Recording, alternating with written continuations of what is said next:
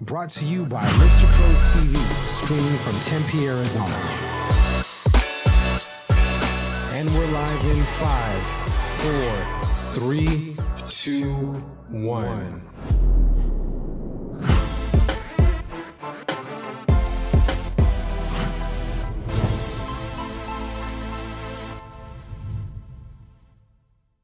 Hey guys, Jordan Nielsen here, host of Real Estate Pros on Lister Pros TV, and today we are here at Guild Mortgage. They've been so gracious to let us use their facilities today, Guild Mortgage in Tucson, Arizona, and we are here with Jennie James. Yes.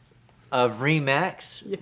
Results. Yes. And she is the 2018 president of the Women's Council of Realtors in Tucson. Did I get that right? Yes. All right, I got it.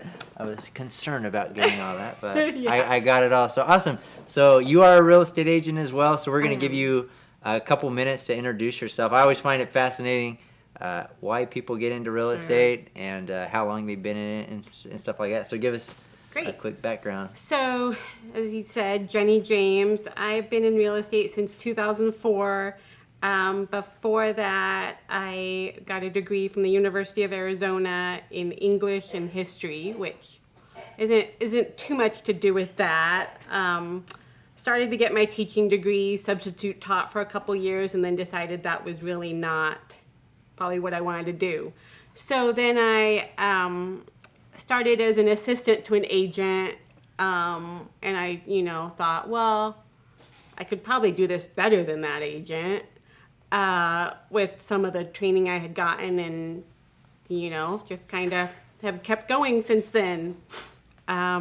So most of my business currently now is with investors. I did a lot of foreclosures in the downturn, did like 5,000 broker price opinions, couple hundred Fannie Mae's, kind of glad to be done with that for now. But it's kind of my philosophy that you have to change if you're going to survive in real estate. I just kind of rolled with the changes, and that kind of led to working with investors. So been doing that for a few years. My investors have flipped, 50 or 60 houses in the last 5 years. And so, that's... So recently focused on investors recently, but during the downturn you were a REO agent? Yeah. So, And then before that, when did you start in real estate? 2004. Okay, so you were kind of in that time where it started to creep up. Yeah. And then creep down. Yes. And creep back up. Right. Yeah. Started when it was pretty, hot, and the market was going up, and then market crashed in like 2008, so was here for that, and like I said, just kind of changed with the market and started doing broker price opinions and foreclosures, which once you get really good at pricing properties, then investors tend to like seek you out, because that's like the biggest thing to them, is that you know what you're talking about, and you can tell how much a property's worth and how much you think they should buy it for, and in order to make some money. So that kind of. So and that is that pretty much what you do right now exclusively, or do you do some I traditional stuff? I do traditional stuff too. I'm like 99% by referral, so I do get some buyers. I get a lot of referrals because of Women's Council of Realtors, which is one of the big reasons to be a member. So I work with some first-time home buyers. I have some other, traditional sellers, and then I generally have probably about a dozen flips with investors a year. So talk to us a little bit about Women's Council of Realtors. You're the 2018 president. I am. So how long have you been involved with it to become president? You've probably been involved for a little while. A couple of years, yeah. So I, joined Women's Council originally like 2006 for about a year and a half, and then the market started to go down, and so a lot of people kind of went away from those kind of networking groups because they couldn't afford it, or they were just working too much. I was generally working too much. I didn't have time for anything else. So then, about 3 or 4 years ago, I got back into Women's Council. Started as just a member, and then did membership. Then kind of went up the ranks, and and did president-elect last year and president this year. So Nice. So what are the benefits to and criteria for joining the women's? Sure. So you don't have to be a woman to join. We do have 10% male membership. You can be a realtor or anyone that is interested or involved in the real estate community. We have a lot of mortgage people. Guild Mortgage is a strategic partner for Women's Council. Nice. So we love them. We have, everyone from, like I said, mortgage people to home inspectors, and everyone involved in the real estate community there. So it's a nice kind of smaller community to grow like your kind of, circle for your own real estate business. So if you need, an escrow officer or, like I said, a mortgage person, you can find them and kind of talk to them personally at many of our Women's Council events.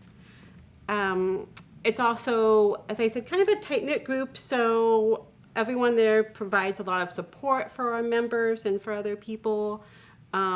Big kind of sense of family.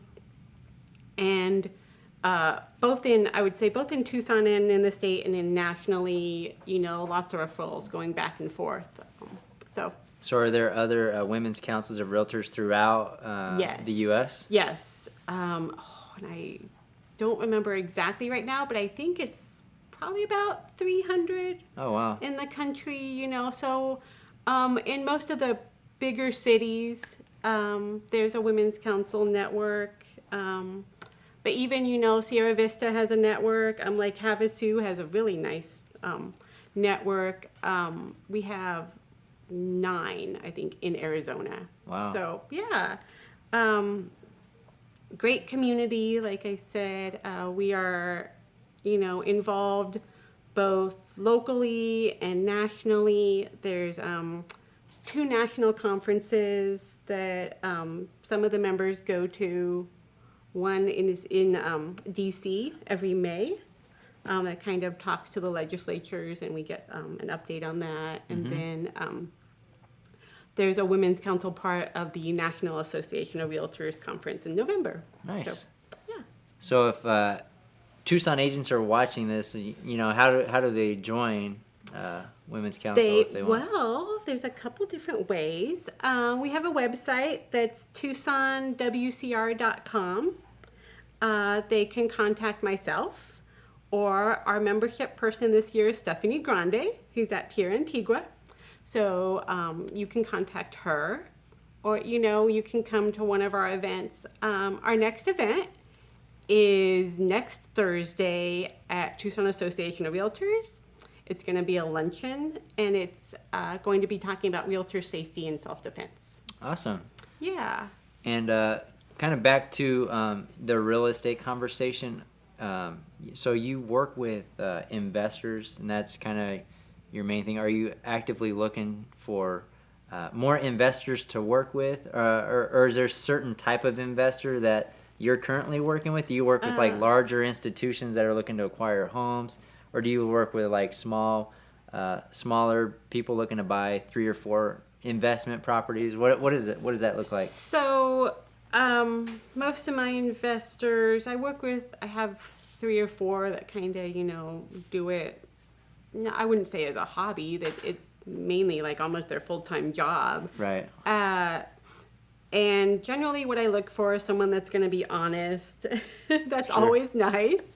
Someone that, understands once I can explain the whole process to them, and that, you generally do need to have some cash. So, I'll have people that will say, I have $5,000. I'd love to buy a house. And I'm like, that's great. I can kind of show you, but you're going to need to build that a little bit more in order to get involved.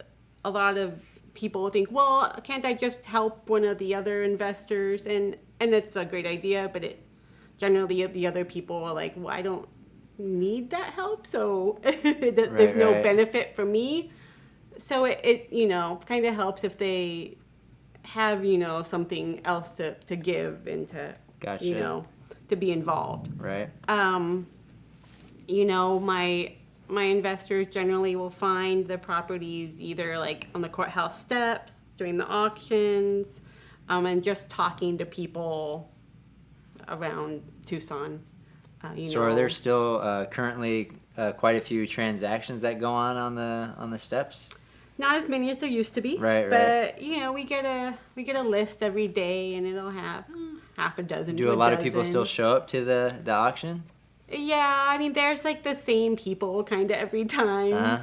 So you Do kind of you go to know those them. too, or I haven't been in a while, but I've, you know. you just send somebody else? Right, yeah. Here's the number that you want to be at. That's where. Right, That's yeah, what you do. yeah. Stop So, at this number. yeah, exactly. I, you know, will look, you know, and comp the property and say, okay, you know, I think it's going to be worth this much in a few months. You know, if you put this much money into it, then you probably don't want to So pay do more you go? for that. Do you go buy and preview the homes and do all that stuff? So either I preview them or they preview them, and then they'll tell me. So You know, we've kind of, as I've said, done so many, and then I've also done so many foreclosures and broker price opinions that I have kind of a good idea of how to gauge how much a property will need, even if I just drive by it. Really? You know, there's certain clues sometimes, like if a property looks horrible from the outside, it's probably not going to be amazing inside. So, so you know, if the weeds are 3 feet tall and Yeah, there's you're all like, these newspaper and stuff, and the probably fascia's deferred falling maintenance on down, the and inside. yeah. Generally, people like don't, you know, completely neglect the front and do everything inside. Right. But, you know, and it goes the other way too. If the house is like immaculate outside and like, you know, just looks gorgeous, it's probably going to be okay inside, other than like updating, you know, Right. depending on like when it was built. So, you know, we always will, you know, see if we can get inside legally, of course. But that's not, you know, possible most of the time. Right. So is it usually, or so are they usually locked out, or is there usually like tenants or people living in the properties while you're? There's, you know, probably about 50 to 60% of the time there's people still living in the house. Oh, really? So So you kind of gotta kind of go in blind and just take a glance. At you know, sometimes what, you know, we'll do is we'll knock on the door and just, you know, if someone answers, a lot of times act like a people won't door-to-door answer. salesman and just peek No, your head. we you know, we'll say, hey, we're just wondering if you're an owner or renter, and they'll say, well, where did you get my address from? We'll say, well, you know, it's probably no surprise, but the property is going up for foreclosure, and you know, and this is the sheet we have. Have you ever met where they're like completely surprised because they're a renter and the homeowner hasn't said anything? I've once or twice, yeah. I'm like, You're well, like, then you "What?" probably need to call your landlord, but we're just letting you know this is what's happening. And you know, 99% of the time, if it's the owner, they're like, no, I fixed it. It's fine. Like, it's not going to go for sale tomorrow. And I'm like, okay, that's great. I hope you did. Just, you know, it might still, and like 50% of those houses still go up for sale. So it's nice that people are optimistic, but sometimes it's not optimism. It's just that their head is in the sand. Yeah. But I think that's something that a lot of maybe real estate agents or newer ones that aren't really versed in the investment side of the business, they may not. What are some things to look for that, you know, to base a property, you know, that looks like it'll be a good return, or, you know, pricing? I guess pricing's obviously dependent on how much money you're going to need to put in it. But where are you know, how does that analysis of a potential investment property look? I guess just overview. Well, so, you know, every excuse me, when you count properties, every neighborhood's different. Right. So, you know, we're looking obviously for like the worst house on the nice street. We don't want to buy like a house that already looks better than every neighbor on the street. So that's always important when you're driving by too, just to kind of see. Because if we buy a house that already looks nicer than everyone else, even if it needs work, then you're going to have a harder time selling it. That's a good point. So it's, not just seeing the house itself. We also, we try not to buy houses on like a main street because they're just harder to sell. You cut your buyers way down. And we also try to stay personally with ours at a price point that people in Tucson can afford. To sell or rent? To buy, Right. Just my investors and I have found that houses that are under 350,000, are affordable to more Tucsonans. So we generally don't do the $1 million flips. Sure. My people could do that. It's just, the It's $1 a little million higher risk, listing. Yeah, the $1 And million might hold it listing. longer. Yeah, exactly. They sit on the market a lot longer, and we could have done 5 $200,000 ones in that time, and probably made a little bit more money because they turn over faster. Sure. So we kind of look at the price point, who's gonna buy there. Just neighborhood statistics, all these things you want to take into account when you're looking at a property. It's good to know history of some things. Like if it's a house that was built in like the early 90s, we, want to see if we can find out if it had like poly pipes. Because if it, does, then we probably want to replace those, and that's going to be like an extra $5,000 to the cost. Are those just more likely to burst? Yes. So what's common these days? Copper piping? Yeah, or PVC. PVC? Yeah. So, a lot of that research is when we look on like previous listings in MLS, just to kind of see what other people have said about the house, pictures, and we'll be like, oh, this is a listing from 2013 when it sold, but then the house looked really nice inside, so it might be okay, and then you drive by to see if they've trashed it. Right. We also want to make sure, obviously, the house is still there and that it hasn't like burned down a couple days ago. Have you ever been in a situation where you're like, oh, we're gonna buy this house, didn't do your due diligence and drive by the house, and you show up and it's a slab or something? Oh, we have not, although this other investor I know that's friends with some of my investors I know has bought like the wrong house. Oh my gosh. there were like 2 houses on, I think it was like 23rd or something. And one was like 23rd and like cold, which was okay. And the other one was like 23rd and like 6th Avenue. And which for the price they were selling it for was not a good investment. And so someone else had gone down to the auction. He said, oh yeah, we just want that one on 23rd, and didn't say the address. So his assistant's like, yeah, I bought it. And then like a month later, they realized that it was the wrong house. Oh no. So tough lesson to learn there. Yeah. Right. All right. Very, very specific about this house, and then we also, something that's really important is we do a title search. My investors love Stewart Title. So we generally use Stewart Title, and we call their property research person and make sure that there aren't any tax liens on the property, that the deed that's in foreclosure isn't a second. And this is like a pre-search. Yeah, and this is just something that like generally Robin at Stewart Title or the people at Title Security or one of the other ones can do.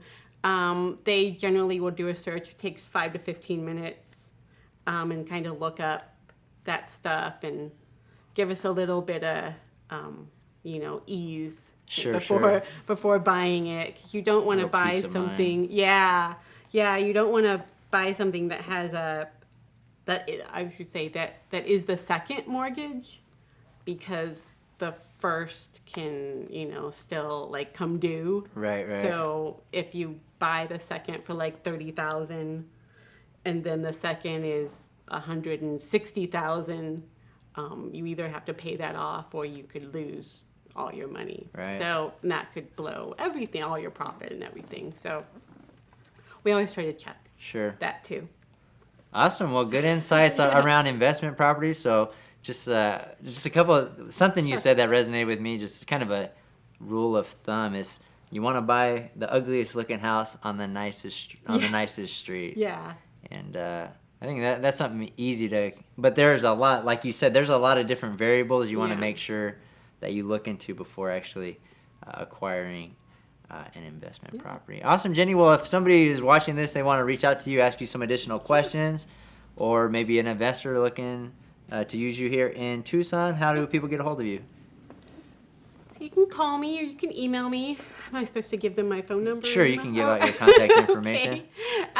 So my phone number is 520-440-0357. And my email is my name, which is JennieJames@gmail.com. So you can email me or call, or like I said, or you can send me a Facebook message. I answer them all. They all go to my phone. So Awesome. that's fine. Yeah. Well, thanks for taking time out of your Sure. busy day to join us here on Real Estate Pros, and we will see you guys on the next episode.